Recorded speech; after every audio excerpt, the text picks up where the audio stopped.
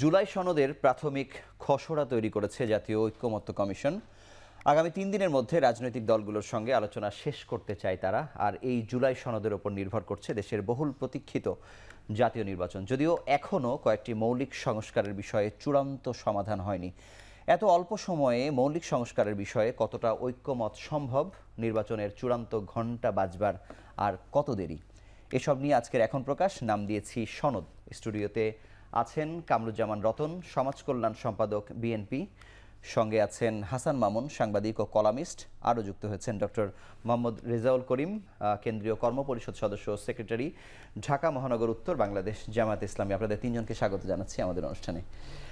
আমি প্রথমেই কামরুজ্জামান রতন আপনার কাছে জানতে চাই, এই যে 31 জুলাইয়ের মধ্যে জুলাই সনদ ঘোষণার কথা জানিয়েছে ঐক্যমত্য কমিশন, যদিও কয়েকটি মৌলিক সংস্কারের বিষয়ে এখনও সমাধানে আসতে পারেনি সবাই, কিন্তু বিএনপির পক্ষ থেকে যে সবসময় একটা নির্বাচনেরকে নিয়ে ষড়যন্ত্র হবে কি হবে না, সেই অনিশ্চয়তা কি আসলে কাটলো কি না এই দিন তারিখের মধ্যে, আপনি কি মনে করেন? ধন্যবাদ আপনি সহ-আলোচক সবাইকে। গতকাল মোস্তফা জামাল হায়দার এবং ববি হাজ্জাদ ওনারা নির্বাচনের যে ঐক্যমত্য কমিশন যেটা গঠিত হয়েছে ওইখান থেকে বেরিয়ে তারা একটা কথা বলেছে, জি, সেটা অনওয়ার্ড, সে আগামী 2026-এর 9 থেকে 12-র মধ্যে একটা টেন্টেটিভ একটা ডেট আমাদের নির্বাচনের তারিখটা আসবে, আর এই নির্বাচনের তারিখটা ঘোষণাই হবে আগামী কিছুদিনের মধ্যে। তো এটার মধ্যে এই যে সনদ যে ব্যাপারটা, এই সনদের ব্যাপারে আগের থেকে অনেক অনৈক্য ছিল, কিন্তু আমরা যতটুকু এখন পর্যন্ত যে আলোচনায় যে জিনিসগুলো এসেছে, মৌলিক যে পার্থক্যগুলো অনেকটা কিন্তু আমরা কাছাকাছি বুঝি কমে এসছে।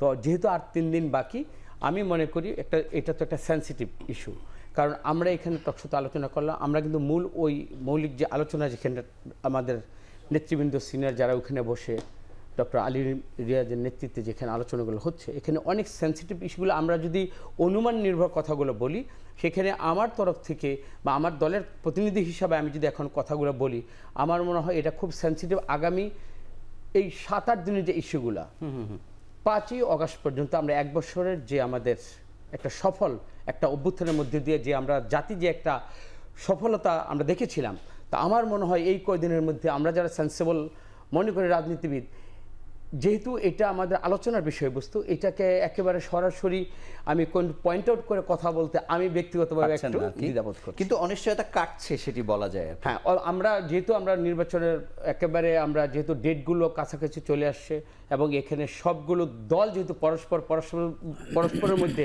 আমরা একে অন্যকে রাজনৈতিকভাবে গায়েল করতে শিখে গেছি, তাহলে সবাই আমরা বুঝতে পারছি যে আগামী দিনে খুব বোধহয় নির্বাচনটা কাছে ডেটটা চলে আসবে। আজকে সালাউদ্দিন আহমেদ কিন্তু বলেছেন যে নির্বাচন কমিশনকে ডেট জানাবেন নতুন গঠিত সরকার, মানে কথাটা পরোক্ষ হলেও কিন্তু একটা নির্বাচনের আমেজের একটা ব্যাপার বা বাক্য মনে হচ্ছে। এই যে আলোচনাগুলো, উনি কিন্তু আলোচনার পরেই কিন্তু বের হয়ে কিন্তু সাংবাদিকদের সামনে জাতির উদ্দেশ্যে এই কথাগুলো বলেছেন।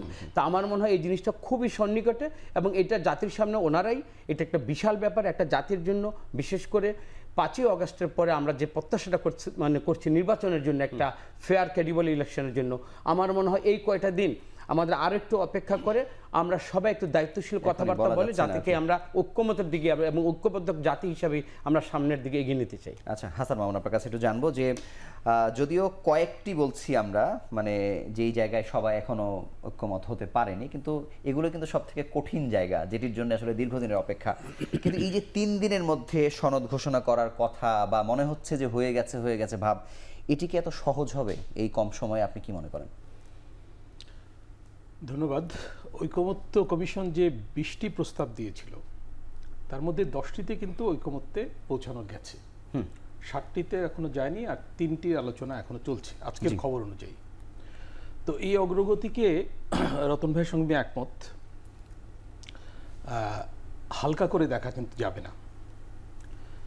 এই প্রথম রাজনৈতিক দলগুলো দলীয় স্বার্থ বিবেচনার ঊর্ধ্বে উঠে জাতীয় প্রয়োজন তাগিদ থেকে তারা কিন্তু আলোচনায় অংশ নিচ্ছে।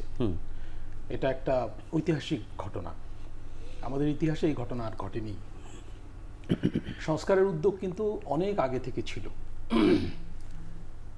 1991 সালে যে প্রথম তত্ত্বাবধায়ক সরকার হয়, তার একজন উপদেষ্টা ডক্টর রেহমান সোবহান, উনি এখনো জীবিত, বাংলাদেশের প্রবীণতম অর্থনীতিবিদ। তার অনেকটা ব্যক্তিগত আগ্রহে সম্ভবত 29টা টাস্ক ফোর্স হয়েছিল, এবং আমাদের অর্থনীতিবিদ, বিভিন্ন পেশার মানুষ, তারা বিনা অর্থে, বিনা ভাতায় তারা কিন্তু কাজ করে রিপোর্টগুলো দিয়ে গিয়েছিলেন এতগুলো খাতে সংস্কারের। সেই সংস্কার কাজ কিন্তু হয়নি, মানে হয়নি বললেই চলে, সেগুলো খুলেও নাকি দেখা হয়নি। তো সংস্কারের ব্যাপারে এই উদাসীনতা আমাদের ছিল। 111 সরকারও কিন্তু সংস্কারে যথেষ্টই আগ্রহ দেখায়, এবং তারাও বেশ কিছু কমিশন গঠন করেছিল এবং কিছু সংস্কার করেও গিয়েছিল। হাসিনা সরকার এসে তার অনেক কিছু বিকৃত করেছে, কিছু অবাস্তবায়িত রেখেছে, ইত্যাদি ইত্যাদি, এবং বিপরীতমুখী সংস্কারও তো হয়েছে, যে কারণে তত্ত্বাবধায়ক সরকার ব্যবস্থা বাতিল হয়ে গেল, এবং এর ভিতর দিয়ে কিন্তু মানে নির্বাচন ব্যবস্থা ধ্বংসের পথ উন্মুক্ত হলো, তাই না? এবং যত অনাচার হয়েছে, এটা কিন্তু নির্বাচন না হওয়ার কারণে, নির্বাচন বিনষ্ট হওয়ার কারণে হয়েছে, মানে সম্ভব হয়েছে করা। নির্বাচন ঠিকঠাক মতো হলে এত অবনতি একটা রাষ্ট্রের মধ্যে, একটা সমাজে কিন্তু হতো না। তো যাই হোক, এখন জুলাই গণ অভ্যুত্থানের প্রেক্ষাপটে আমরা প্রথম দিকে তো বিএনপির তরফ থেকে কিন্তু 3 মাসের মধ্যে নির্বাচনের দাবি জানানো হয়েছিল একটা সমাবেশ থেকে, আমার যদ্দূর মনে পড়ে, কিন্তু সরকার সম্মত হয়নি, অপরাপর দল সম্মত হয়নি, তারাও বাস্তবতা বিবেচনা এটা মেনে নিয়েছে, এবং নিয়ে তারা কিন্তু নির্বাচনের জন্য অপেক্ষা করছে। এবং তারা এই যে ঐকমত্য কমিশন, সেখানে বেশ ভালোভাবে পার্টিসিপেট করছে, তারা যথেষ্ট স্টাডি করে এসে আলোচনায় অংশ নিচ্ছে, এবং তারা বলছে যে তাদের যে 31 দফা ছিল আগেই ঘোষিত, তার সঙ্গে অনেক সঙ্গতি আছে এই প্রস্তাবগুলোর। জি। তো 5টা কমিশনের মানে বাছাইকৃত সুপারিশগুলো নিয়ে আলোচনা হচ্ছে।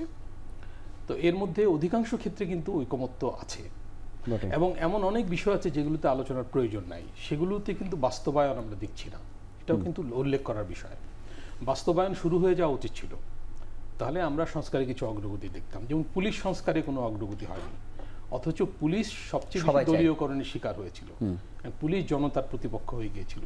এর সংস্কারটা অনেক আগেই শুরু হয়ে যাওয়া উচিত ছিল, এবং এই ব্যাপারে আমার ধারণা রাজনৈতিক দলগুলো ইতিমধ্যে একমত। কিন্তু আপনি কি এটা মনে করেন কিনা যে মানে মূল সংস্কার ঠিক না, মানে সব থেকে জটিল যেটি নিয়ে মতানৈক্য হচ্ছে সেটি আসলে এই 3 দিনের মধ্যে হয়ে যাওয়া? আমার মনে হয় না, আমার মনে হয় না যে এই ক্ষেত্রে আর কোনো অগ্রগতি হবে, কারণ আলী রিয়াজ সাহেব বলেছেন যে কালকেই মানে খসড়া তৈরি হয়ে গেছে, কালকেই রাজনৈতিক দলগুলোকে দেওয়া হবে। তার মানে মেনে নিতে হবে, বা হ্যাঁ, পরিস্থিতিটা মেনে নিতে হবে, এবং সব বিষয়ে ঐকমত্য হবে, এটা আশা করা কিন্তু ঠিক না, বাস্তবসম্মত। আপনার কাছে আসবো ডক্টর রেজাউল করিম, আপনার কাছে একটু জানতে চাই যে এক ব্যক্তি সর্বোচ্চ 10 বছর প্রধানমন্ত্রী পদে থাকবেন, যেটির ব্যাপারে বিএনপি অনেকদিন থেকেই বিষয়টি ঝুলেছিল, তারা কিন্তু একমত হয়েছেন, কিন্তু এখানে আবার একটি শর্ত তারা জুড়ে দিয়েছেন যে সাংবিধানিক প্রতিষ্ঠান যেগুলো, সেগুলোর যে কমিটি তৈরি করার ব্যাপারে শুধু নির্বাচন কমিশনের ক্ষেত্রে তারা রাজি হয়েছেন, বাকিগুলোতে এখনো তারা রাজি হননি। আপনারা আসলে এটিকে কিভাবে নিচ্ছেন জামাতের পক্ষ থেকে? বিসমিল্লাহির রহমানির রহিম।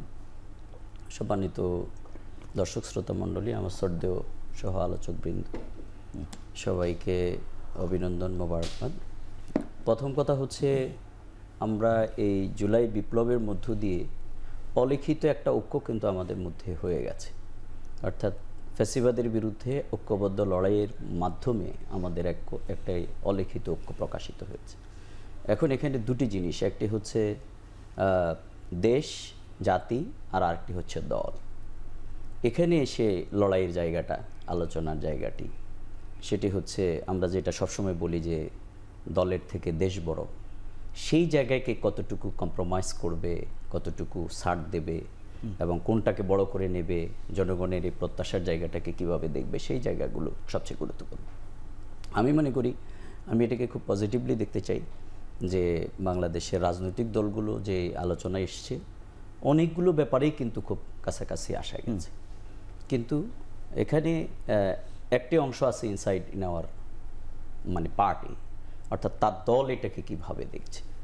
সেই জায়গায় আপনাকে যেহেতু বড় দলগুলো যারা আছেন, তারা কেউ কেউ মনে করেন যে তারা ধরেই নিয়েছেন যে আমরা ক্ষমতায়, তাহলে এই এজেন্ডাটা আমার উপরে প্রয়োগ হচ্ছে কিনা, বা এটা করতে গিয়ে আমি কতটুকু, আমাকে যেমন দলের প্রধান থাকা, তারপরে সরকার প্রধান হওয়া, এই যে বিষয়গুলো আছে, এগুলো তাদের নিজস্ব দলীয় আলোচনার ফোরামে এসে পরবর্তীতে আলোচনা। আমরা যেটা মনে করি বাংলাদেশের বিগত দিনের যেই স্বৈরাচার অথবা প্যাসিবাদ, এখানে ওয়ান ম্যান শোয়িংয়ের কাজটাই কিন্তু সবচেয়ে বেশি হয়েছে। জি।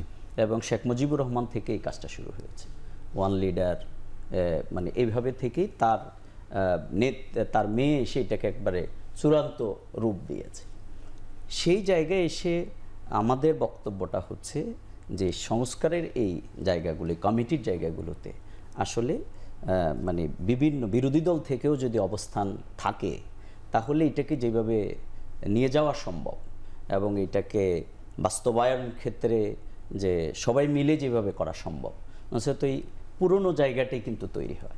আমাদের এখনও রাজনৈতিক দলের মধ্যে এখনও আমরা অন্যান্য দলগুলো বিশেষ করে দেখি, আমাদের দলের মধ্যে আছে কিন্তু আমিরকেও কিন্তু কমান্ড করা যায় যে আপনি এটা রং করেছেন, এটাকে আমরা বলি এহতেসাব। কিন্তু অন্য দলে কোনো দলের প্রধানকে কিন্তু তার ত্রুটি বিচ্যুতি ধরা যায় না। সুতরাং এখানে তিনি যা বলেন ওটা ধরেই কিন্তু আলোচনা হয় না, কিন্তু মানে এই জন্য এই জায়গাতে আপনারা কতটা অনড় থাকবেন সেটি না, হচ্ছে এই জায়গায় আমরা এখনো মনে করি যে আমরা যে ঐক্যমতের দিকে যেতে চাই বা সংস্কার আমরা যেটা চাই বা এই যে ফ্যাসিবাদের উত্থান বা এক কেন্দ্রিক বা স্বৈরাচারের মানসিকতার যে জন্ম হওয়া, এই জায়গাগুলো থেকে যদি আমরা রাষ্ট্রকে রক্ষা করতে চাই তাহলে আমরা মনে করি যে সবার পার্টিসিপেটের মধ্য দিয়েই এই কাজগুলো হওয়া উচিত। এই ব্যাপারে আমরা আমাদের বক্তব্যের উপরে এখন অড় আছি।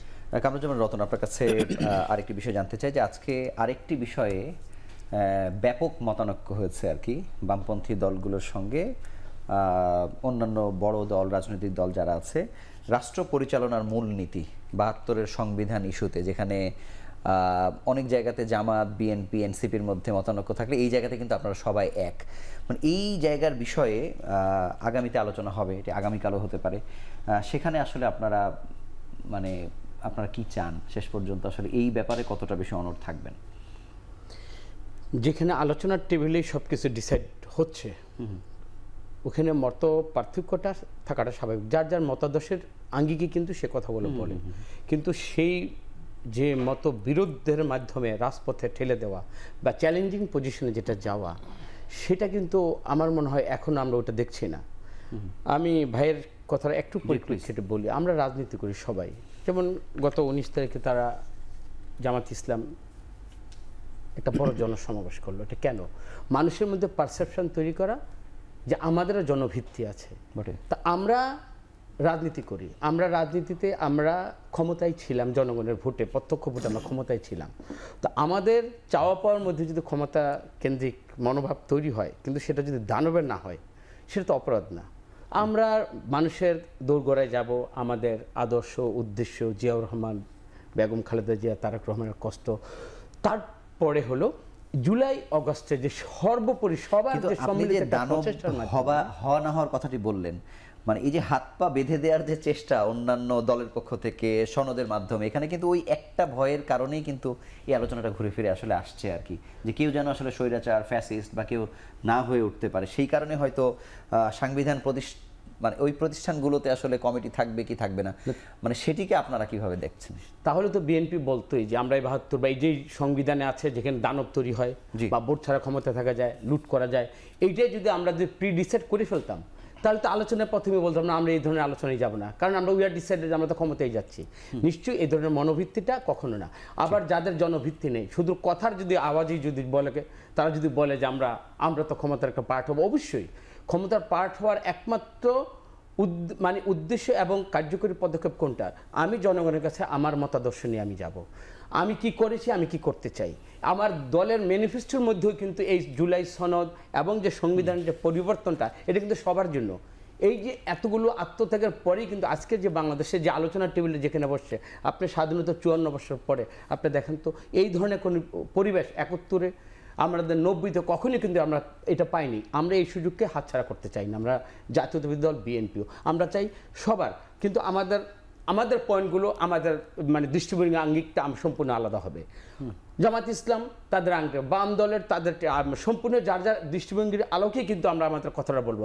সর্বোপরি প্রধান উপদেষ্টা তারপরে এখানে যে নির্বাচন যে আমাদের যে কমিশন গঠিত হয়েছে, এখানে তো বিজ্ঞজনেরা আছে, যেটা জাতির জন্য উপকার, যেখানে সবাই সেখানে সাম্য এবং সবার যেখানে বিচারটা ন্যায্যতা যেখানে পাবে, আমরা ওই ডিসিশনের মধ্যে দিয়ে আমরা জাতিকে, আমরা সমস্ত কিছুর জন্য আমরা জাতির কাছে আমরা দায়বদ্ধ থাকবো। হাসান মামুন, আপনার কাছে একটু জানবো যে ৭২-এর সংবিধানের বিষয়টি কিন্তু অনেক জটিল এবং এটি নিয়ে সব থেকে বেশি সমালোচনা হয়েছে, মূলনীতি নিয়ে সব থেকে বেশি সমালোচনা হয়েছে, এবং এই একটা জায়গাতে যাদের মধ্যে সব থেকে বেশি দূরত্ব সেই জায়গাতে তারা এক হয়েছেন। মানে এটির একটি রফা দফা আসলে না হলে আসলে কি এই জুলাই সনদের দিকে এগিয়ে যাওয়া বা নির্বাচন এটিকে আসলে বাধাপ্রাপ্ত হবে কিনা, আপনি কি মনে করেন? নবগঠিত দল এনসিপি আজকে কিন্তু বলেছে যে রাষ্ট্র সংস্কারে যদি মৌলিক অগ্রগতি না হয় তাহলে তারা এই সনদটা গ্রহণ করবে না, স্বাক্ষর করবে না। স্বাক্ষর করার প্রশ্ন তো আছে, এবং আরো বলেছে যে উচ্চকক্ষে পিআর না হলেও তারা স্বাক্ষর করবে না, যেটি আগে তারা বলেছে। পিআর একটা জটিল জায়গা। জি, তো পিআর এর ব্যাপারে জামায়াত ইসলামীর অবস্থানের সঙ্গেও কিন্তু এনসিপির অবস্থানে কিছুটা পার্থক্য আছে। এনসিপি উচ্চ কক্ষে চায়, জামায়াত ইসলামী নিম্ন কক্ষেও চায় সম্ভবত, আমি বলছি না। জি, তো জামায়াত ইসলামীর দাবিটা আরো কঠোর দাবি, হ্যাঁ। আর বিএনপি নিম্ন কক্ষে চায় না, উচ্চ কক্ষে রাজি হলেও হতে পারে, এখনো সম্ভাবনা আছে।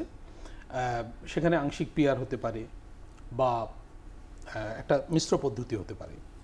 তো পিআর নিয়ে তো নানা রকম এক্সপেরিমেন্ট সারা পৃথিবীতে চলছে, আমাদের এই অঞ্চলের দেশগুলোতেও কিন্তু পিআর নিয়ে এক্সপেরিমেন্ট চলছে। তো আমার মনে হয় যে বেশি এক্সপেরিমেন্টে না যাওয়াটা ভালো। তো এই কথাটা বিএনপির পক্ষে চলে যেতে পারে, কিন্তু এটা আমি পার্সোনালি মনে করি, কারণ বেশি এক্সপেরিমেন্ট সংকট তৈরি করতে পারে। আর যারা নির্বাচনে জিতবে বলে মনে করে তারা কিন্তু একটু বেশি কশাস হবে, একটু বেশি মানে সতর্ক হবে, এটাই স্বাভাবিক, কারণ তাদেরকে দেশ পরিচালনা করতে হবে। দেশ পরিচালনা করতে গিয়ে যাতে সংকট তৈরি না হয়। আমি এখানে একটু স্মরণ করতে চাই, শেখ হাসিনা কিন্তু শাহাবুদ্দিন সাহেবকে, জাস্টিস শাহাবুদ্দিনকে প্রেসিডেন্ট করেছিলেন বেশ উৎসাহের সঙ্গে, কিন্তু উনি কিন্তু শাহাবুদ্দিন সাহেবকে খুব হজম করতে পারেননি। আমরা দেখেছি ওনাকে নিয়ে সংকট তৈরি হয়েছিল, কারণ যেসব ফাইল ওনার কাছে পাঠানো হতো উনি সব পড়তেন, উনি আবার ফেরত পাঠাতেন, তাই না? উনি তো ওই রকম বিচারপতি। তো উচ্চাভিলাষী পদক্ষেপ অনেক সময় কিন্তু রাজনীতিতে, বিশেষ করে শাসন প্রক্রিয়ায় সংকট তৈরি করে। তো এটা শাসক দল একটু অন্যভাবে দেখবে ব্যাপারটাকে, এটাই স্বাভাবিক। আমি এটাকে জাস্টিফাই করছি না, বলছি তাদের একটা সংকটের জায়গা আছে। এটা কিন্তু বলাও হয়েছে বিএনপি থেকে যে আমরা অধিকতর সংস্কার, শাসনতান্ত্রিক সংস্কার খুব বেশি চাই না, আমরা ধীরে আগাতে চাই। আমার মনে হয় যে জুলাই অভ্যুত্থান একটা বিরাট প্রত্যাশার জন্ম দিয়েছে, খুব স্বাভাবিক, কারণ এই ধরনের অভ্যুত্থান তো এই অঞ্চলে হয়নি, এবং সাম্প্রতিক ইতিহাসেও কিন্তু বিরল এই রকম অভ্যুত্থান, রক্তক্ষয়ী এত। তো এত প্রত্যাশার মধ্যে আমরা যেন পথ হারিয়ে না ফেলি, এই ব্যাপারে বোধহয় সতর্ক থাকা উচিত, এবং সব দলেরই, যে কতখানি অর্জন করা সম্ভব, এবং অর্জন তো ধরেও রাখতে হবে। আর এই যে বলা হচ্ছে যে মানে ফেসিবাদের জন্ম হবে যদি ৭২-এর সংবিধান বদলানো না হয়, আমি এখানে বলতে চাই যে ফেসিবাদ যদি কেউ হতে চায়, ফেসিবাদী ব্যবস্থা যদি কায়েম করতে চায়, এবং তার যদি ২/৩ সংখ্যাগরিষ্ঠতা থাকে, তাহলে কিন্তু জুলাই সনদ দিয়ে তাকে আপনি আটকাতে পারবেন না। একটা সেমিনারে আলোচনা হয়েছে, একজন সাবেক বিচারপতি, উনি অবসরপ্রাপ্ত, উনি বলেছেন যে জুলাই সনদটা হবে সর্বোচ্চ আইন। তা আমরা তো জানি সংবিধান সর্বোচ্চ আইন, তাই না? এখন জুলাই সনদের সঙ্গে সাংঘর্ষিক কিছু করা যাবে না, এগুলো যদি অঙ্গীকার করাও হয়, এমনকি সই সাবত হয়, আমি সন্দিহান যে মানে ভবিষ্যতে এগুলো সবাই মেনে নেবে কিনা। আর আপনি মূলনীতির কথা বলছিলেন, মূলনীতির ব্যাপারে তো গ্রস মত পার্থক্য আছে। যেমন ধরেন বহুত্ববাদ নিয়েই তো শব্দগত বিতর্ক আছে, বহুত্ববাদ মানে কি, এটা দিয়ে কি বোঝানো হচ্ছে, তাই না? আমার মনে হয় যে এই জায়গাগুলোতে হাত না দেওয়া ভালো, এগুলো আসলে দীর্ঘমেয়াদে ফয়সালা হবে। এবং মানে এই যে নতুন দল এনসিপির উদ্দেশ্যে আমি একটা কথা বলবো, যে তারা বয়সে তরুণ, তাদের ত্রুটি বিচ্যুতি অনেক হচ্ছে। এই আজকের দিনে আসলে অন্য বিষয় নিয়ে আলাপ হতে পারতো, একটা তোলপাড় হচ্ছে, চাঁদাবাজির অভিযোগ, এনসিপি না মানে তাদেরই অঙ্গ বা সহযোগী সংগঠন, এবং বিলুপ্ত করা হয়েছে কমিটি ইত্যাদি। তো তাদের একটু সতর্কভাবে পথ চলা উচিত, প্রত্যাশাকে সীমিত রাখা উচিত, এবং তাদের আগামী ইলেকশন না, পরের ইলেকশন, তারপরের ইলেকশন, এইভাবে চিন্তা করা উচিত। তাই না? আচ্ছা, আমরা আসবো ছোট্ট একটি বিরতি নিয়ে। দর্শক, আপনারা দেখছেন এখন প্রকাশ।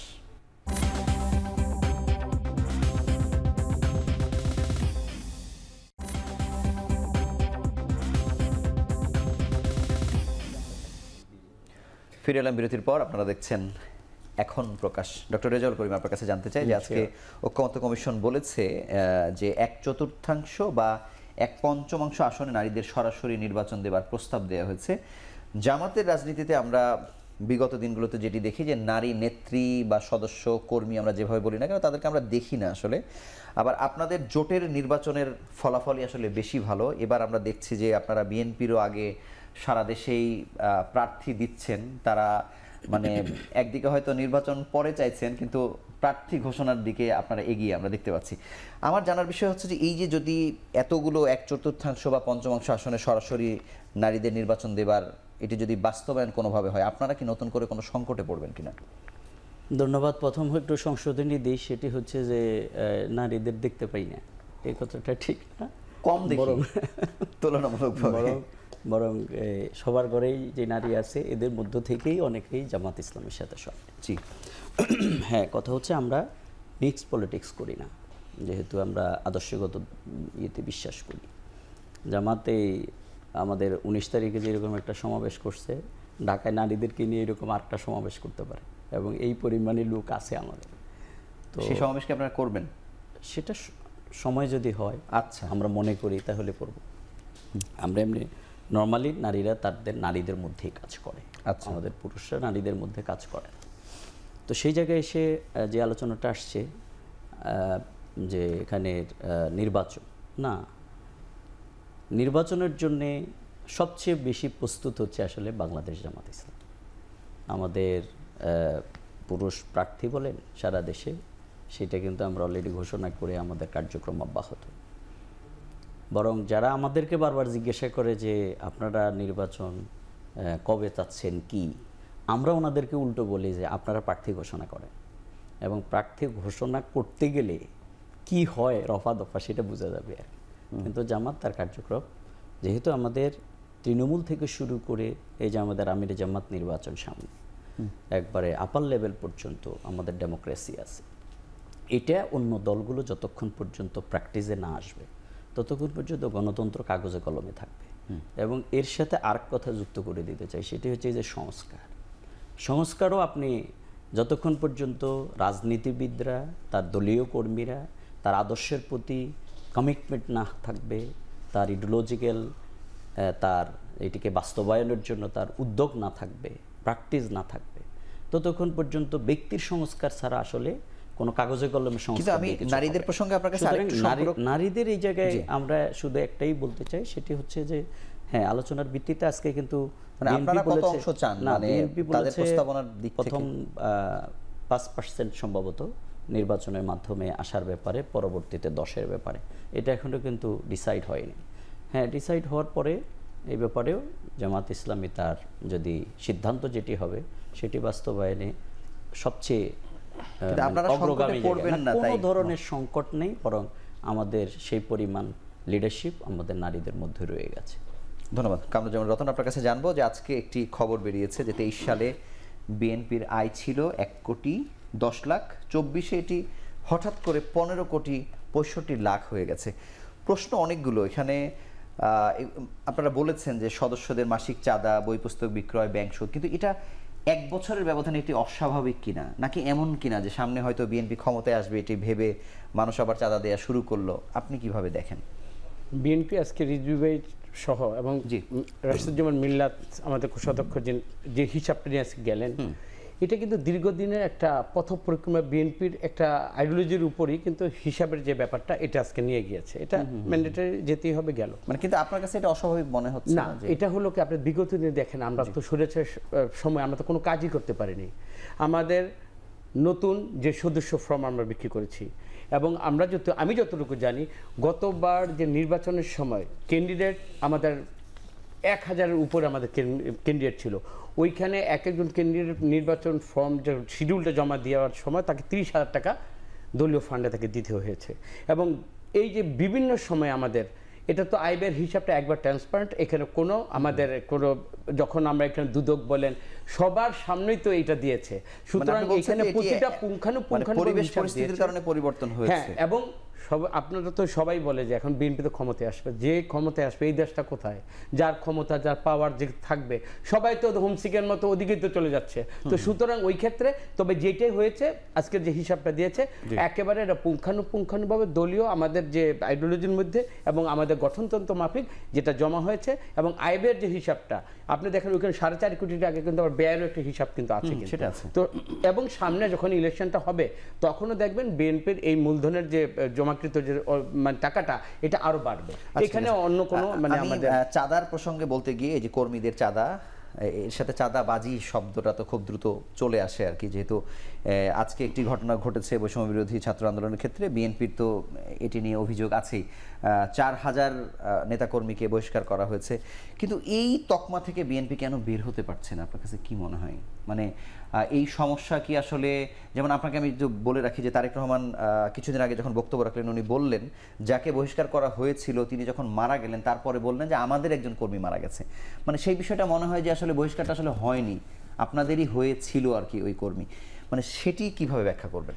আসলে চাঁদাবাজদের নিয়ে ডিফেন্ড করা, তাহলে তো আমাকে যদি পরিপূর্ণভাবে কথা বলতে হয় তাহলে আমাকে নিজে এরকম চাঁদাবাজি জড়াতে হবে। যারা চাঁদাবাজি করে এটা দল জানে, তারেক রহমান সহকারে এখানে যারা অ্যাকচুয়ালি যাদেরকে যখন পানিশমেন্ট করা হয়, শুধু যে এলিগেশনসটা যখন আসে তখন তো হলে একটা নর্মালি তার বিরুদ্ধে এটা উঠেছে, আমাদের দলীয় কিন্তু দৃষ্টিভঙ্গি থেকে ওইখানে একটা কমিটি করে দেওয়া হয়, একেবারে ওই রুট লেভেলে গিয়ে কোথায় কিভাবে সে চাঁদাটা চেয়েছে, যখন এটাতে যারা আশ্বস্ত এবং আসলে কনফিডেন্টলি যখন জানে যে আসলে এটা হয়েছে ওইটা তখনই তার বিরুদ্ধে শাস্তির। কিন্তু দেখেন যে যাদের নাম তালিকাভুক্ত হয়েছে, যারা খুবই চিহ্নিত কয়েকজন নামে আছেন, তারাও তো আপনাদের স্লোগান দিচ্ছে, মিছিল করছে, এখনো সেভাবে আছে। মানে এটি কি আপনারা আসলে দেখছেন না, নাকি আসলে যাদেরকে চিহ্নিত করে বহিষ্কার করা হয় এটা আমরা দেখবো কেন? আমরা তো চিহ্নিত করে বহিষ্কারই করলাম, এরপরে কিন্তু আমাদের আর পার থাকে না। কিন্তু এই সরকার, আমি মনে করি এইখানে সরকার এটাকে নিয়ে খেলছে এবং আমাকে মানে চাঁদাবাজের তকমা বিএনপি লাগাবার জন্য যদি এই যেই মুহূর্তে তাকে বহিষ্কার করা হয়, বাংলাদেশ আইন প্রয়োগকারী সংস্থা কেন তাকে ধরে না? মানে আপনারা বলছেন যে বাকি দায়িত্বটা সরকারের, অবশ্যই সরকার। এবং আমি এইখানে সরকারকে আমি বলবো যে আমাদেরকে রাজনৈতিকভাবে হেয় প্রতিপন্ন করার জন্য এবং বিএনপিকে এইটাও একটা সুদূরপ্রসারী আমি মনে করি ষড়যন্ত্র, যাদেরকে বহিষ্কার করা হয় অন্তপক্ষে তাদেরকে যেন গ্রেপ্তার করা হয়। এবং শুধু এটা না, বাংলাদেশের সমস্ত সর্বোচ্চ সংস্থাগুলি কিন্তু এই ব্যাপারে কাজ করছে, কোন কোন ডিস্ট্রিক্টে কোন কে কিভাবে এটা করে। আমি মনে করি এই ব্যাপারে সদস্য সবাই যদি আন্তরিক হয় এবং গভর্নমেন্ট যদি এবং ডক্টর ইউনূসের সরকার যদি চায় যে তার দেশে চাঁদাবাজি থাকবে না, আপনি দেখেন আজকে যেটা গুলশানের মতো জায়গায় যেটা হলো, চাঁদাবাজি সবাই করে, কেউটা কেউ জানে কেউটা কেউ জানে না। এবং আমার মনে হয় বাংলাদেশে একদিন একটা দায় আসবে, সেটা কি আপনি দেখেন রাসূল সাল্লাল্লাহু আলাইহি ওয়াসাল্লামকে যদি 40 বছর নবীতে দেওয়া হয়েছে, পৃথিবীর অনেক দেশে 40 বছর আগে রাষ্ট্রের দায়িত্ব দেওয়া হয় না, যাদেরকে দেওয়া হয়েছে হ্যাঁ অভিজ্ঞতা থাকলে ভালো। আমার মনে হয় এইটা খুব দ্রুত তাদের কাছে এই ক্ষমতাটা চলে গেছে এবং এই থেকে তাদের ভিতরে একটা লিফ্টরা কাজ করছে। এবং আমি মনে করি এর মধ্যে দিয়ে শুধু একমাত্র বিএনপিকে আপনি চাঁদাবাজ হিসেবে যদি আপনি উল্লেখ করেন, এটা বিএনপিতে অভিযান করা, সেটা আমার করার কোনো বিষয় আসলে নেই। হাসান মামুন, আপনার কাছে জানবো যে বৈষম্য বিরোধী ছাত্র আন্দোলনের ক্ষেত্রে এই যে মানে একটি চাঁদাবাজিকে কেন্দ্র করে কমিটি সারা দেশের বিলুপ্ত করে ফেলা, মানে কেন্দ্রীয় কমিটি বাদ দিয়ে, মানে এটিকে আপনি কিভাবে দেখেন? এটি কি আসলে ইতিবাচক কিনা, বা এই কাজটা এইভাবে অন্য কেউ করছে কিনা আপনার পর্যবেক্ষণ জানতে চাই। এবং একই সঙ্গে এটিও জানতে চাই যে বাংলাদেশ সরকারের কথা ওনারা বারবারই বলছেন যে সরকার কেন স্টেপ নিচ্ছে না, সরকার আসলে নিচ্ছে না কেন? জুলাই গণ অভ্যুত্থানের 1 বছর পূর্তি চলছে, উৎসব চলছে, তাই না? সরকারেরও প্রায় 1 বছর হতে চলল। মাঠে পুলিশ মনোবলহীন কিন্তু আছে, নাই তা না, এবং পুলিশকে কোথাও কোথাও কিন্তু সক্রিয় ভূমিকাও দেখা যাচ্ছে। মানে কোনো কোনো পক্ষের বিরুদ্ধে কিন্তু পুলিশ যথেষ্টই কঠোর দেখা যায়। আচ্ছা, সেনাবাহিনীও যেখানে যাচ্ছে কঠোর অবস্থান নিচ্ছে। গোপালগঞ্জে আমরা একটা ঘটনা দেখলাম এবং সেখানে কোট আনকোট হত্যাকাণ্ডও ঘটেছে, এটা বলা হচ্ছে অতিরিক্ত শক্তি প্রয়োগ। নাগরিক কমিটি গেছে, তারা কিন্তু বলেছে যে ওখানে এত শক্তি প্রয়োগের প্রয়োজন ছিল না তাদের ভাষ্য অনুযায়ী। যাই হোক, বিচার বিভাগীয় তদন্ত হচ্ছে, বেরোবে আমরা আশা করি। তো সরকার চাইলে কঠোর অবস্থান আইন প্রয়োগকারী সংস্থা নেয় না, নিতে পারে না, তা কিন্তু ঠিক না কথাটা। কোনো কোনো ক্ষেত্রে নিচ্ছে, কিন্তু চাঁদাবাজদের ক্ষেত্রে আমরা কোনো অবস্থান সরকারের দেখিনি। দলগুলোকে কি দেখেন আপনি? খোদ অর্থ উপদেষ্টা মানে দলগুলোকে কি দেখেন? তাদের দলগুলো মানে রতন ভাই যেটা বললেন যে দলের পক্ষ থেকে কি করার আছে, এনসিপি বা যাকেই বলি না, দলের পক্ষ থেকে কি করার আছে। আমি তো কোনো কোনো ঘটনা জানি বিএনপি চাঁদাবাজকে সোপর্দও করেছে থানায়, এরকম খবরাখবর এসছে। আচ্ছা, করছে, আজকে কিন্তু এই যে মানে এমন যেটি দেখা যায় যে এনসিপির ক্ষেত্রে একটা অন্যরকম সিদ্ধান্ত হয়েছে, কিন্তু এই যে তারাই পরবর্তীতে এসে আবার সেই দলে যোগ দিচ্ছে, মিছিল করছে, মিটিং করছে, এটি কি আপনি কিভাবে দেখেন? আচ্ছা, আজকে এই যে উমামা ফাতেমার যে স্ট্যাটাসটা, স্ট্যাটাসটা কিন্তু খুব উল্লেখযোগ্য, খুব গুরুত্বপূর্ণ। উমামা ফাতেমা কিছুদিন আগে বেরিয়ে এসছে এই যে বৈষম্য বিরোধী ছাত্র আন্দোলন থেকে, এবং যথেষ্ট অভিযোগ করে বেরিয়ে এসছে, তাই না? তো তার স্ট্যাটাসে সে বলেছে যে এর শেকড় অনেক গভীরে, এই 4-5টা ছেলে না, এবং সে বলেছে যে এদেরকে সে আগেই চিহ্নিত করেছিল, এদের উশৃঙ্খলতা দেখে যারা কি করে বেড়াচ্ছে, এবং এমনও বলেছে যে তাদের যে কার্যালয়ে কারা যায় সেটিকে ইঙ্গিত করে কথা বলেছে, এবং তাদের বিরুদ্ধে অভিযোগ করে কোনো লাভ হয়নি। আচ্ছা, আমি 1 বছরের কথা বলছিলাম যে 1 বছরে কি হয়েছে, মানে এই সমন্বয়কের নামে বা বিএনপির নামে যেটাই হোক, জামাতের বিরুদ্ধে চাঁদাবাজির অভিযোগ একটু কম। হ্যাঁ, কারণ তারা প্রতিষ্ঠান গড়ে তুলেছে এবং তাদের কর্মীরা কাজ করে খায়, এরকম একটা পারসেপশন আছে সমাজে। এটা ভালো পারসেপশন, এটা কিন্তু তাদের কিন্তু মর্যাদা বাড়িয়েছে। তো রাজনৈতিক দল হিসেবে অন্যান্য দলগুলো কিভাবে চলে আমরা জানি, কর্মীরা কিভাবে চলে আমরা জানি, বিশেষ করে শাসক দলগুলো কিভাবে চলে, যারা ক্ষমতায় আসা যাওয়া করে আমরা তো জানি। চাঁদাবাজি নির্ভর কিন্তু সংগঠন। তো এখান থেকে বের হতে গেলে তো একটা কর্মসূচি লাগবে, একটা পরিকল্পনা লাগবে। সেই পরিকল্পনাটা আমি মনে করি যে ক্ষমতা প্রত্যাশী দল হিসেবে তারেক রহমান সাহেবের নেতৃত্বে এটা হওয়া উচিত পরিকল্পনা, যে কিভাবে রাজনৈতিক দল চলবে, তাই না? এটা হতেই হবে, কারণ এখন তো আলোচনাগুলো খুব তৎক্ষণাৎ হয়ে যায়, ইনস্ট্যান্ট মানুষ জানছে। এবং দেখেন এত বড় আন্দোলন হলো, তারপরে কিন্তু চাঁদাবাজি কমেনি, বেড়েছে। অনেক ক্ষেত্রে বলা হয় চাঁদার রেট বেড়েছে। এই 2 দিন আগে মির্জা ফখরুল ইসলাম আলমগীর সাহেব বলেছেন যে 1 লাখ টাকা ঘুষ এখন 5 লাখ টাকা হয়েছে, এক ব্যবসায়ী ওনাকে বলেছেন, তাই না? এই কথাগুলো আমরা সাংবাদিকতা কিন্তু জানি, ভেতরে ভেতরে রেট বেড়েছে। আপনার কাছে আসবো আমি, ডক্টর রেজাউল করিম, আপনার কাছে জানতে চাই যে বলছিলেন হাসান মামুন যে আপনাদের ব্যাপারে এই অভিযোগটা কম, কিন্তু এমনও অভিযোগ অন্যভাবে আসে, পত্রিকাতে ট্রল হয় যে যেটিকে একজন চাঁদা বলছে সেটিকে জামাত হয়তো অন্য নাম বলছে, বাইতুল মাল বা ইয়ানত, এরকম কিছু আপনারা বলেন। আমি আসি সেই প্রসঙ্গে। একই সাথে এই যে আয় 1 কোটি থেকে 15 কোটিতে লাফিয়ে চলে যাও, বিএনপির ক্ষেত্রে বলছি, আমি জানতে চাই যে অনুদান বা চাঁদা বা যেভাবে আপনারা বলেন না কেন, এটা কি এমন হয় যে আপনারা বলার পরেও আপনাদের কর্মীরা অন্য কারো কাছে একটু কোনো ধরনের প্রেশার বা কিছু করছে কিনা, এটারও কোনো পর্যবেক্ষণ আপনারা করেন কিনা? ধন্যবাদ। বা এর ক্ষেত্রে কোনো পানিশমেন্ট ভাই যেটা বলছেন আমি এটা দিয়ে শুরু করতে চাই। আসলে প্রথম ব্যাপার হচ্ছে প্রত্যেক দলের তার আইডিওলজি এবং মোরাল মোটিভেশন যদি না থাকে, তাহলে কিন্তু আপনি তাকে শুধুমাত্র আইন দিয়ে কিন্তু অপরাধ থেকে কিন্তু দূরে রাখতে পারবেন না। কারণ মানুষের রক্ত মাংসের শরীরেই তার মধ্যে লোভ লালসা এগুলো কাজ করে, এবং তার এই হিউম্যান বডিটাকে যদি আপনি তাকে আল্লাহর ভয় যেটাকে আমরা বলি এটার মধ্যে না নিয়ে আসতে পারেন, তাহলে কিন্তু আপনি ওই দিকে সে যাবেই। এই জায়গাটা আসলে দলগুলোকে প্রথম তৈরি করতে হবে যে সে কি করতে চায় এবং মানুষের সামনে সে কী শো করতে চায়। আমাদের এখন যে চাঁদাবাজির এই যে প্রকট আপনি যদি বলেন, তাহলে এই বিপ্লব পরবর্তী এটা মানে একবারে নীরবে সর্বত্র হচ্ছে, এবং কোনো জায়গায় এটা আপনি যদি বলেন যে কতদিন বন্ধ ছিল, আমি বলবো যে 3 দিন অথবা 4 দিন অথবা 1 সপ্তাহ। এরপরে এটার প্রকটতা এত বেড়েছে। আমার এলাকায় একজন হিন্দু, আমি ওনাকে জড়িয়ে ধরে বললাম যে কোনো সমস্যা হলে দাদা জানাবেন, আমাদের এই ভাইয়েরা আছে। আমি এটা বলতে বলতে আরেকজন বলতেছে ওনার থেকে 6 লক্ষ টাকা নিছে। আমি হতবাক হয়ে গেলাম। তো বললাম মানে এই যে অবস্থা, তিনি আমি এটা বলতেছি তিনি আমার দিকে তাকিয়ে আছে, তার মানে হলো এই কাজটা হচ্ছে। এখন এই জায়গা থেকে যদি আপনাকে উত্তরণ হতে হয়, তাহলে আমরা কিন্তু এখানে বক্তব্য খুবই পরিষ্কার, চাঁদাবাজি যে করবে তার দল যেটাই হোক সে কিন্তু চাঁদাবাজ। আমি আপনার দলের প্র্যাকটিস সম্পর্কে জানতে চাই, বা এখানে এই ধরনের কোনো পরিস্থিতির উদ্ভব হয় কিনা। সরি, মানে আমি আপনার দলের প্র্যাকটিসের কথা জানতে চাই। আমি সেই জায়গায় আসছি। সুতরাং আমরা এই জায়গায় এই যে পাথর দিয়ে যে মেরে যাকে হত্যা করা হলো মিটপুরে, আমরা এখানে কিন্তু বিপ্লব উত্তর বলা যায়। আমরা এই সবার আগে এই প্রতিবাদে কিন্তু রাজপথে নেমেছি। আমরা জানি যে তিনি বিএনপির রাজনীতির সাথে সম্পৃক্ত, তিনি তাদের দলীয় কর্মী, এরকম সব জানা আছে, কিন্তু আমরা এটাকে ট্রিট করেছি যে একজন মানুষের হত্যা। এবং আমরা কোনো জায়গায় বিএনপির বিরুদ্ধে কিন্তু আমরা স্লোগান দিইনি, কিন্তু দুর্ভাগ্যজনক বিএনপি সারা দেশে আজ পর্যন্ত জামাত ইসলামী শিবিরের যেই বয়ান আওয়ামী লীগ তৈরি করেছে সেই বয়ানের উপরে কিন্তু আছে যে আমাদের চামড়া তুলতে হবে, হত্যা করতে হবে, তারপরে কেউ একজন তো বলছে যে আমাদেরকে জাহান্নাম পর্যন্ত তাড়া করবে। এই যে রাজনৈতিক কালচারের কোনো পরিবর্তন না হওয়া, এটা আমরা মনে করি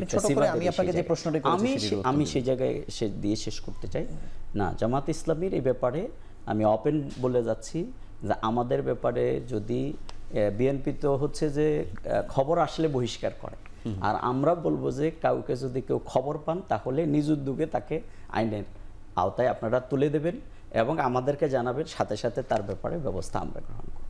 কিন্তু আমাদের ইনফাক ফি সাবিলিল্লাহ, আল্লাহর পথে যে ব্যয়, এটা আর চাঁদা কিন্তু অর্থাৎ এটা এক না, ওটা হচ্ছে বাই প্রেশার, যেটা আজকে পত্রিকায় আসছে একটা দল উদ্যোগ গ্রহণ করেছে। সুতরাং এটাকে যদি দুটিকে এক করে ফেলা হয় তাহলে এমনও তো হতে পারে যে প্রেশার হয়তো কেউ হয়তো বলতে পারছে না।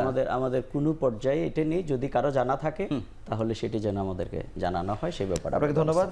আমরা ছোট্ট একটি বিরতি নিয়ে ফিরছি। দর্শক, আপনারা দেখছেন এখন প্রকাশ।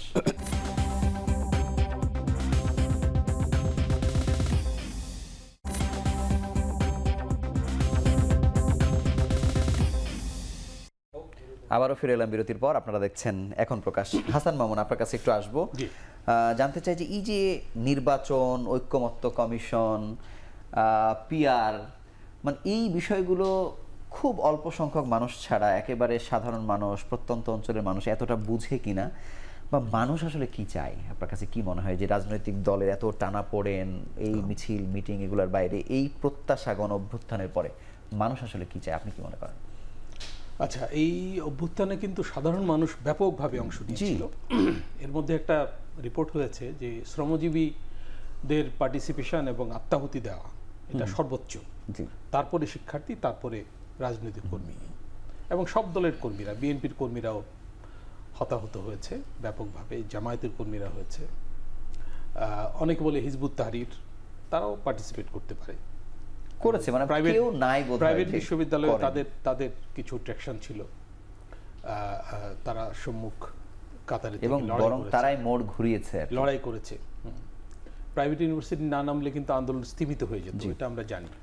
রাজনৈতিক কর্মীরা না নামলেও স্থিমিত হতো, অভিভাবকরা না নামলে, বিশ্ববিদ্যালয়ের শিক্ষক এবং স্কুলের শিক্ষার্থীরা না নামলে, এটা সর্বব্যাপী হয়েছে আন্দোলনটা। যাই হোক, তো এত বড় অভ্যুত্থানের পরে গত একটা বছর কিন্তু আমাদের ভালো কাটেনি। ভালো কাটেনি মানে সরকারেরও ভালো কাটেনি, এটা ঠিক। যেমন শুরুতেই একটা বন্যা হলো দেশের একাংশে, বড় বন্যা, পণ্য বাজার ধাক্কা লেগেছে। আচ্ছা, সেই বাজার কিন্তু সরকার মোটামুটি সামাল দিয়ে এই জায়গায় এসেছে। তারপর হচ্ছে যে রিজার্ভ পরিস্থিতি খারাপ ছিল, যথেষ্টই খারাপ ছিল। রিজার্ভ পরিস্থিতি এখন যথেষ্ট উন্নতি, যথেষ্ট না বলেও স্বস্তিকর বলা যায়। বাংলাদেশ ব্যাংক কিছু কাজ ভালো করছে, কোনো সন্দেহ নাই। আচ্ছা, কিন্তু কয়েকটা ঘটনা আমি বলবো যে, একটা হচ্ছে চাঁদাবাজির আলোচনা আমরা করলাম, এটা তৃণমূল পর্যন্ত হচ্ছে, ব্যতিক্রম কমই আছে, এবং রাজনীতির একটা পক্ষের বিরুদ্ধে অভিযোগ বেশি। এর মধ্যে অভ্যুত্থানের নেতৃত্ব দানকারীদের চাঁদাবাজির ব্যাপারটাও সামনে এলো। এখন ইনভেস্টিগেট করে দেখা যেতে পারে গত এক বছরে তারা কি করেছে। আমি মনে করি এটা ইনভেস্টিগেশন হওয়া উচিত, বিশেষ করে এদের চাঁদাবাজি, কারণ এদের কাছে প্রত্যাশা বেশি ছিল বটে, এবং এই চাঁদাবাজির ভেতর দিয়ে এই সম্ভাবনাটা হয়তো নষ্ট হয়ে গেল, এমনও হতে পারে। আমি সাধারণ মানুষের প্রত্যাশাটা একটু জানতে চাই। প্রত্যাশা, মানুষের প্রত্যাশা, এখন এগুলো আসলে জরিপ হয়, জরিপ হলে কিছু ফলাফল বেরিয়ে আসে। আমার মনে হয় যে আমি ঘুরে ফিরে যা বুঝি, এক এক শ্রেণীর মানুষ এক এক ধরনের প্রত্যাশা নিয়ে আছে। যেমন খুব সাধারণ মানুষ মনে করে যে নির্বাচন দিয়ে কি হবে, এটা আছে, কিন্তু আচ্ছা, সেই তো পুরনো জিনিস হবে, এইরকম আছে। তারা আসলে চায় যে তাদের জীবনে স্বস্তি, একটা হচ্ছে দ্রব্যমূল্য, আরেকটা হচ্ছে কর্মসংস্থানের অবনতি হয়েছে, দারিদ্র পরিস্থিতির অবনতি হয়েছে। এগুলো বিশ্বব্যাংক বলছে, সবাই বলছে। ঢাকা শহরে আপনি দেখবেন যে ভাসমান শ্রমজীবী মানুষ বেড়ে গেছে গণ অভ্যুত্থানের পরে। এরা বিভিন্ন খাত থেকে, কিন্তু তারপরে কিন্তু মানুষ নির্বাচন চাওয়ার ব্যাপারটা কিন্তু একটু বাড়ছে, নির্বাচন চাওয়ার ব্যাপারটা বাড়ছে। এটাও দলীয়ভাবে বিভক্ত। আপনি বিএনপি সমর্থকদের মধ্যে নির্বাচন চাওয়া দেখবেন বেশি, অন্যান্য দলে অন্যরকম দেখবেন। আমাদের দেশ কিন্তু দলীয়ভাবে বিভক্ত, এটা মাথায় রাখতে হবে। এবং এখানে দলের বিবেচনাটা কাজ করে, এটা কিন্তু ঠিক। আর একটা হচ্ছে মানুষ আইন শৃঙ্খলার উন্নতি চায়। মানুষ কিন্তু আইন শৃঙ্খলার একটা বড় ধরনের উন্নতি দেখেছিল, তাদের অভিজ্ঞতায় আছে 111-এর পর। 111 সরকার দুইটা জিনিস ভালো করেছিল, একটা হচ্ছে দুর্নীতি বিরোধী অভিযান জোরদার করেছিল, হ্যাঁ, আর একটা হচ্ছে যে মানুষের জীবনে স্বস্তি এসেছিল আইন শৃঙ্খলার দিক থেকে। আমি এই দুইটা ক্ষেত্রেই কিন্তু আমাদের এই আমলে অবনতি দেখা। ডক্টর রেজাউল করিম, আপনার কাছে খুব ছোট্ট করে একটি বিষয় জানতে চাই যে মবের কথা যে বলা হচ্ছে, মব সন্ত্রাস, কোনোভাবে কিন্তু এরকম কথা ওঠে যে এনসিপি জামাত খুবই কাছাকাছি, একই, হয়তো এনসিপি কাজটি করছে অভিযোগটা বেশি, জামাত হয়তো পেছন থেকে জনবল দিয়ে বা কোনোভাবে সাপোর্ট করছে। এই অভিযোগটাকে আপনি কিভাবে দেখেন? আমি 1 মিনিট আপনার কাছে জানতে চাই। আপনি যদি মবের কথা বলেন তাহলে মব কিন্তু শুরু হয়েছে কিন্তু সেই 8 সাল থেকেই, 8-9 থেকে আমরা হিসাব করে দেখে যে 23 পর্যন্ত। 5 আগস্টের পরে এখানে না, আমি সেটা বলি, এখানে প্রায় 1050 জনের মতো নিহত হওয়ার ঘটনা আমরা দেখতে পাই।